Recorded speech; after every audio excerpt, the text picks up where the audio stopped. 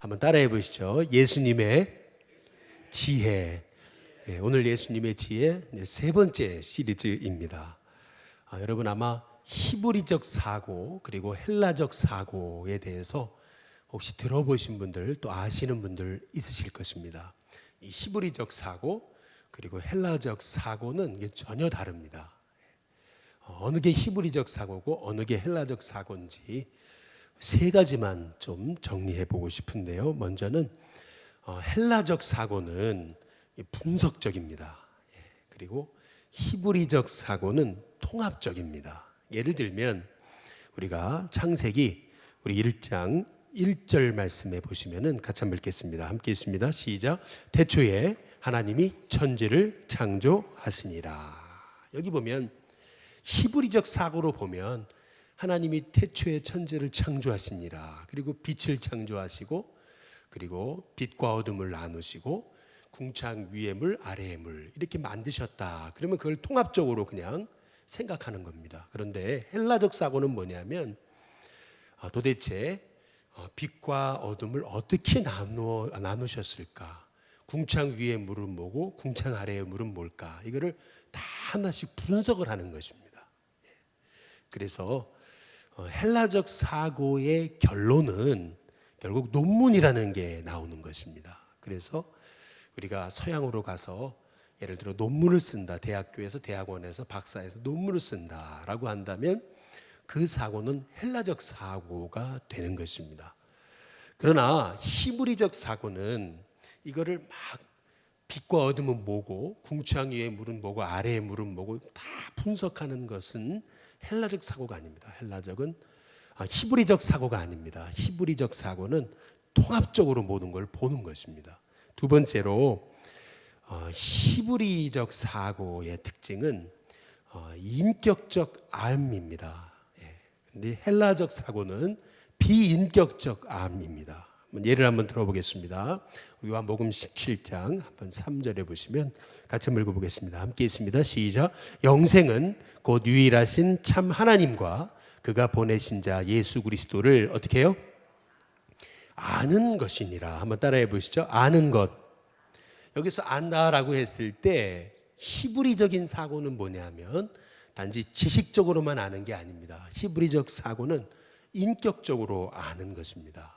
제가 제 아내를 알듯이 이것을 가리켜서 히브리적 사고, 인격적 알을 얘기하는 것입니다. 그러나 헬라적 사고는 뭐냐면 지식적으로 아는 것입니다. 지식적으로 그냥 제가 예를 들면 박근혜 대통령을 알듯이 이렇게 지식적으로 안다라고 했을 때 그것은 헬라적 사고를 얘기하는 것입니다. 그리고 마지막 세 번째로 이게 중요한 건데요. 오늘 말씀을 드리려고 하는 핵심인데 히브리적 사고는 이론론입니다. 그리고 헬라적 사고는 이원론이에요. 이게 무슨 말이냐면 우리 야고보서 한번 2장 21절에서 22절 같이 한번 읽어보겠는데요. 함께 있습니다. 시작. 우리 조상 아브라함이 그 아들 이삭을 제단에 바칠 때에 그 다음 뭐죠?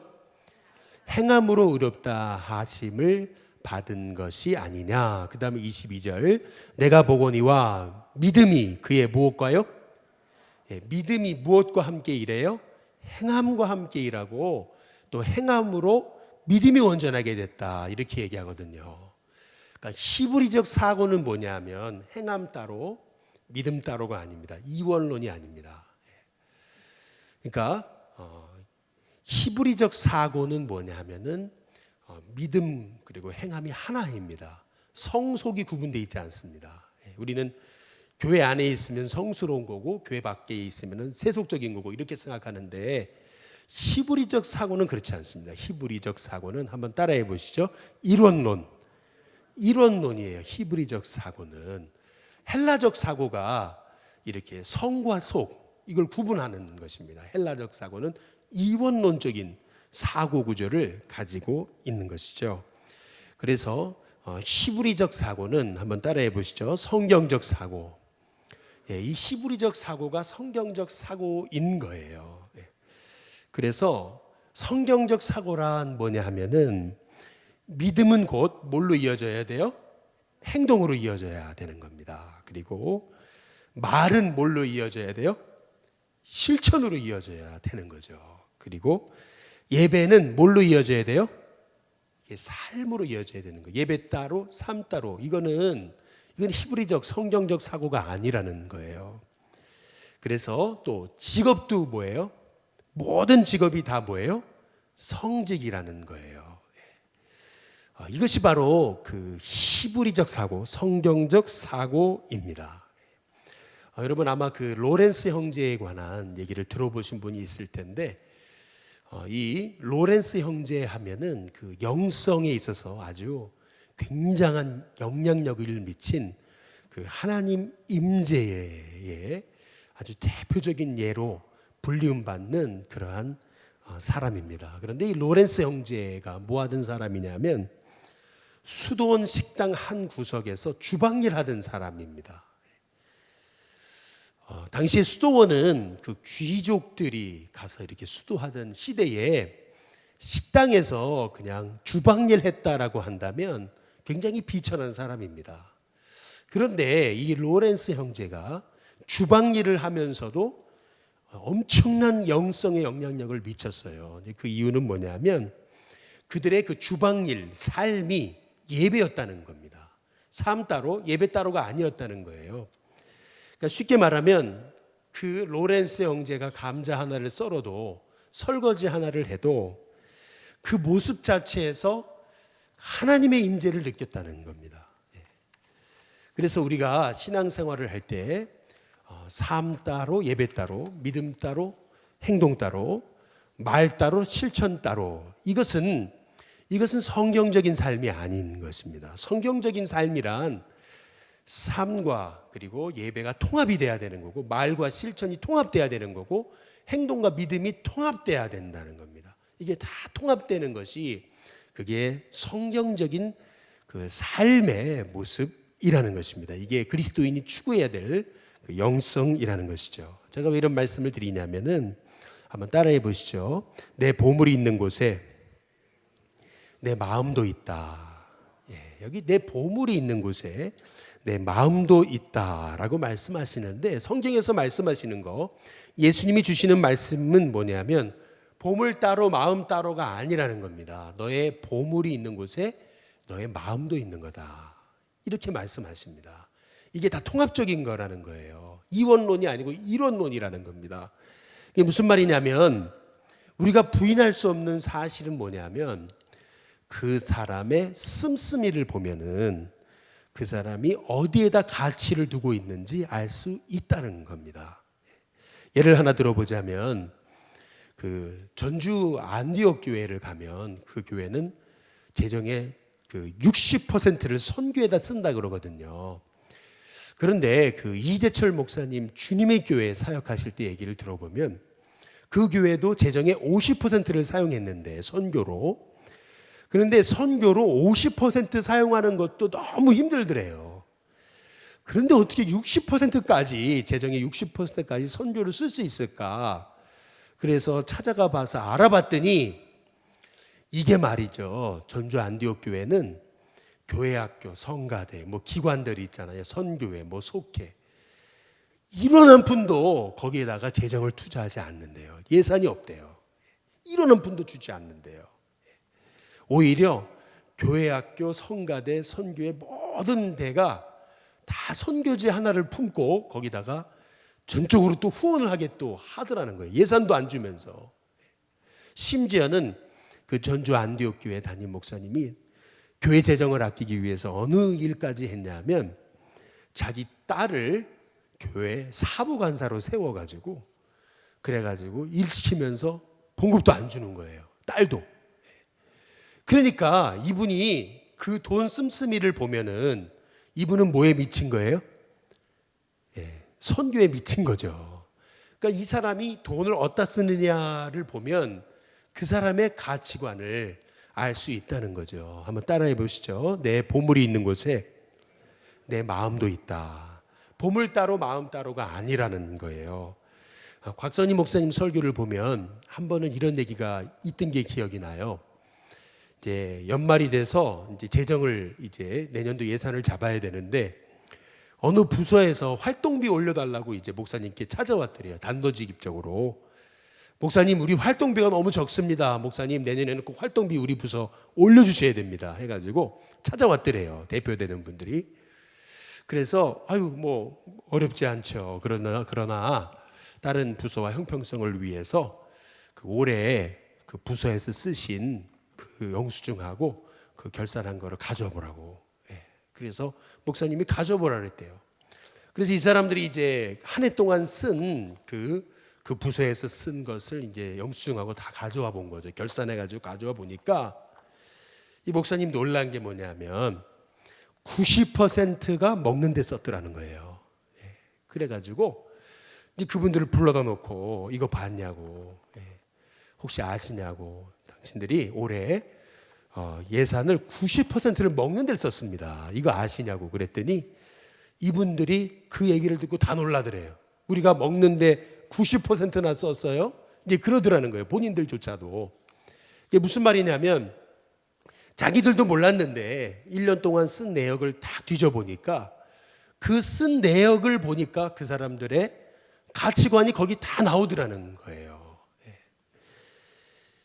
마찬가지로 여러분도 여러분에게 예를 들어 1년에 수입이 들어온다 했을 때 그 수입을 1년 동안 다 가계부를 한번 써보시면 여러분이 어디에다가 여러분이 돈을 쓰느냐 하는 것은 보물이 있는 곳에 여러분의 마음이 있는 것입니다. 내가 아무리 주를 위해 산다 하지만 주를 위해 산다 그래 놓고 1년 동안 가계부를 싹 써봤더니 주를 위해 쓴 돈은 별로 없어요. 그러면은 말로만 주를 위해 쓴 거고 삶은 주를 위해 산 게 아니라는 거죠. 내 보물이 있는 곳에 너의 마음이 있다는 것입니다. 보물 따로 마음 따로가 아니라는 거예요. 보물이 있는 곳에 너의 마음이 있다. 우리 예수님이 주신 말씀이 바로 보물 따로 마음 따로 이원론이 아니라는 거예요. 이론론이라는 게 통합적으로 똑같이 생각해야 된다는 것이죠. 저는 우리 성도님들이 우리 예수님이 하신 말씀처럼 너의 보물이 있는 곳에 내 마음이 있다라고 하신 이 말씀의 의도, 그것은 뭐냐면 우리 그리스도인들은 그리스도인답게 물질을 사용해야 된다는 것입니다. 한번 따라해 보시죠. 물질 관리에 프로가 되게 하소서. 그리스도인다운 물질 관리의 프로. 그러면 그리스도인다운 물질 관리의 프로가 되는 방법, 세 가지를 생각해 볼 수 있어요. 그럼 먼저 첫 번째는 뭐냐면 자신과 자기 가족을 위해 쓰는 것입니다. 당연히 자신과 자기 가족을 위해서 아주 균형 잡히게 써야죠. 미래를 위해서도 준비하고 저축도 하고 이렇게 아끼면서 사용해야 되겠죠. 뭐 보험도 들고 그렇게 해야 되겠죠. 그리고 두 번째, 그 다음에 우리가 어디에다 써야 되냐면 어려운 이웃을 위해서 또 쓸 수 있어야 되는 것이고, 그 다음에 세 번째, 주의 무엇을 위해서요? 사업을 위해서 우리가 11조, 감선금, 선교헌금, 이것은 우리의 그 물질 관리의 아주 기본이라는 거예요. 이거 기본. 한번 예를 들어보자면 꼭 삼위일체와 같은 것입니다. 한번 다음 스크린을 넘겨보시면 잘 보이시는지 모르겠지만 우리가 하나님 그러면 성부 하나님, 성자 하나님, 성령 하나님을 믿잖아요. 그런데 우리가 성부, 성자, 성령 하나님을 믿으면서도 성령님은 부인하면 이 그리스도인 아니거든요. 우리가 하나님을 믿는다고 하면서 예수님을 부인하면, 예수님의 십자가 부활을 부인하면, 그러면 이 사람은 그리스도인 아니거든요. 그래서 우리가 하나님을 믿는다 했을 때 성부 하나님, 성자 예수님, 성령 하나님, 우리가 이렇게 삼위일체 하나님을 믿는 것입니다. 한번 따라해 보시죠. 성부 하나님, 성자 하나님, 성령 하나님. 우리가 성령 하나님도 부인하면 안 되는 거예요. 성자 하나님도 부인하면 안 되는 거예요. 이게 삼위일체. 이것이 바른 신앙, 균형 잡힌 신앙, 이것이 그리스도인이 믿는 하나님인 거예요. 근데 마찬가지로 여러분, 우리가 물질을 사용함에 있어서도 똑같습니다. 물질도 이렇게 균형 잡힌 그 물질 관리가 돼야 되는데, 먼저는 나를 위해 쓰고 내 가정을 위해 쓰는 거 중요합니다. 어떤 분은 그래요. 주를 위해 살겠다 그래가지고 어려운 이들 돕고 헌금하는데 정말 열심히 하면서 자기 자신과 자기 가족은 막 등한시하는 사람이 있다면, 그렇다면 이 사람은 그리스도인이지만 바른 신앙은 아닌 거죠. 균형 잡힌 신앙은 아닌 거예요. 또 어떤 분은 말이죠, 자기 자신을 위해서는 너무 잘 써요. 자기 자식들을 위해서는 아낌없이 써요. 자기 자신과 자식들을 위해서라면 아주 뭐 아까운 게 없어요. 그런데 어려운 분들 도와달라 그러면 돕지 않아요. 또 주님을 위해서 쓰자 그러면 쓰지 않아요. 뭐 11조부터 감사헌금, 선경금 하지 않아요. 만약 그렇다면 여러분, 이분의 그 씀씀이도 잘못된 거예요. 그리스도인다운 균형 잡힌 물질 관리가 안 되고 있는 거죠. 이런 분들은 예수님을 믿고 섬기지만 사실은 아직도 그 자기에 머물러 있는 신앙일 수 있는 거예요. 그리고 또 한번 생각해 보세요. 그 스크린을 한번 띄워줘 보실래요? 또 보세요. 자기 자신을 위해서 잘 써요. 그리고 하나님 나라를 위해서도, 그러니까 우리가 어려운 이웃을 위해서도 잘 베풀어요. 자기를 위해서도 잘 쓰고, 어려운 분들 뭐 장학금도 내고 구제원금도 해요. 뭐 남몰래 이렇게 봉사도 하고 하는데, 하나님 나라를 위해서는 하지 않는다면, 하나님 나라를 위해서는 예를 들어 헌금에 인색하고 감사헌금에 인색하고 하다라고 하다면 이것도 잘못된 거거든요. 그러니까 무슨 말이냐면, 우리가 신앙생활을 함에 있어서 성부 하나님, 성자 하나님, 성령 하나님을 믿듯이 우리의 신앙도 내 자신과 가족과 자녀를 위해서 쓰는 돈, 그리고 이웃을 위해서, 그리고 하나님 나라를 위해 쓰는 돈, 이게 잘 균형이 맞아야 된다는 거예요. 그런데 여러분 보세요. 성부 하나님, 성자 하나님, 성령 하나님을 올바로 믿고 삼위일체 하나님을 누리고 있는 신앙은 굉장히 건강한 신앙입니다. 이거 굉장히 좋은 신앙이에요. 근데 마찬가지로 우리가 나 자신을 위해서도 쓰고 또 가족을 위해서도 쓰고 뭐 보험도 들고 저축도 하고 연금도 들고 하면서 이웃을 위해 섬기고 또 하나님 나라 사업을 해서 쓰고 하려면 이게 말같이 쉽지 않거든요. 이게 사람의 재정이라는 게 뻔한데 이게 쉽지 않거든요. 그래서 우리가 기도해야 되는 것입니다. 하나님, 제가 정말 우리 가족에 있어도 물질 때문에 제가 걸림돌이 되지 않고 뿐만 아니라 이웃도 섬길 수 있고 하나님 나라를 위해서도 부할 수 있는 그런 하나님 제게 그 경제권을 달라고, 경제 축복을 달라고 기도하는 거, 이거는 너무 필요한 거예요.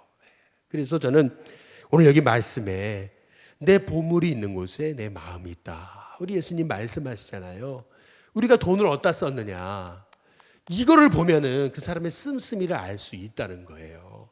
예를 들면 하나님 앞에 나와가지고 예를 들어서 1,000원 헌금하는 게 너무 어려운 분들이 있어요. 1,000원조차도. 그런데 나가서 커피는 4,000원, 5,000원짜리는 딱 그냥 매일같이 마신단 말이에요. 만약에 그렇다면 이 신앙 잘못된 거거든요. 이건 잘못된 거예요.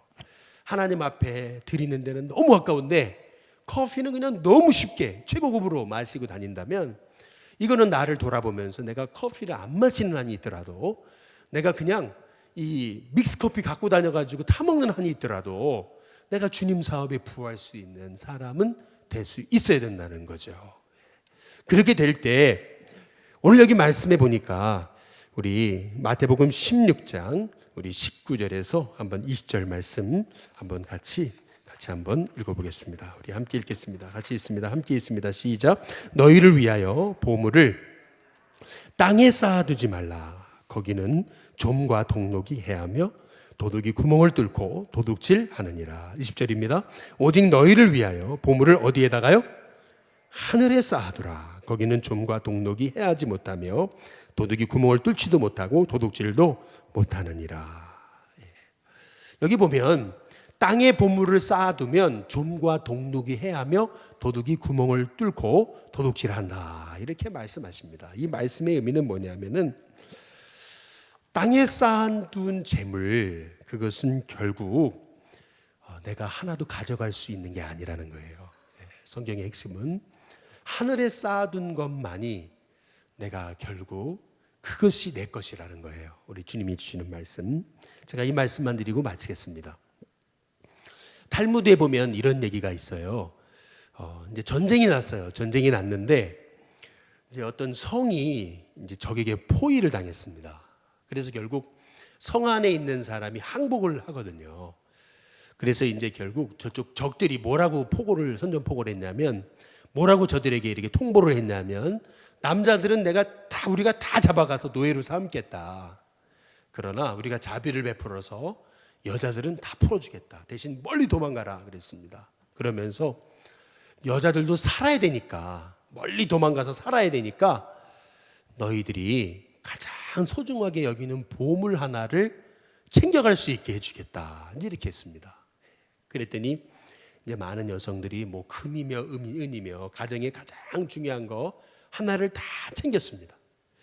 그래서 이제 검문을 하는데 뭐 금이며 은이며 다 챙겨서 가니까 이제 다 보내줬습니다. 여자들을 보내주는데 한 여자는, 허약한 여자가 아주 그냥 큰 보따리 하나를 이제 뒤등에 메고서 낑낑거리면서 왔어요. 그랬더니 적군이 얘기합니다. 이게 뭐냐고. 그랬더니 그 여자가 뭐라 했냐면 내 남편이라고. 할렐루야. 아니 말이 잘못된 거 아니냐 그랬더니 아니 보물 하나라면서요. 그랬더니 이 적군이 아니 남편이 보물입니까? 이제 그랬더니 이 사람이 저에게는 남편이 보물입니다. 이제 이랬다라는 거죠. 그랬더니 이제 이 적군이 가만히 보니까 허약한 여자의 남편이 보물이라 그러니 뭐 그런 사람이 많으면 모르겠는데 딱 한 사람이니까 그래 그러면은 네 보물 가져가라고 그랬다는 겁니다. 여러분이 만약에 천국에 딱 하나의 보물을 가져가겠다. 그럼 뭘 가져가시겠습니까? 남편입니까? 할렐루야. 어떤 보물을 가져가시겠습니까? 우리가 결국 하늘에 쌓아둘 수 있는 보물은 우리가 이 땅에서 주님을 위해 사용하고 또 어려운 일을 섬기고 우리가 선한 사업에 부한 것들이 결국 하늘에 쌓는 보화라는 것을 믿습니다. 오늘 말씀대로 너의 마음, 보물이 있는 곳에 내 마음이 있다 하신 그 주님의 말씀처럼 우리 성도님들이 정말 물질 관리에, 물질 사용에 영적인 프로가 되는 저와 여러분이 될 수 있게 되기를 주님의 이름으로 축복합니다.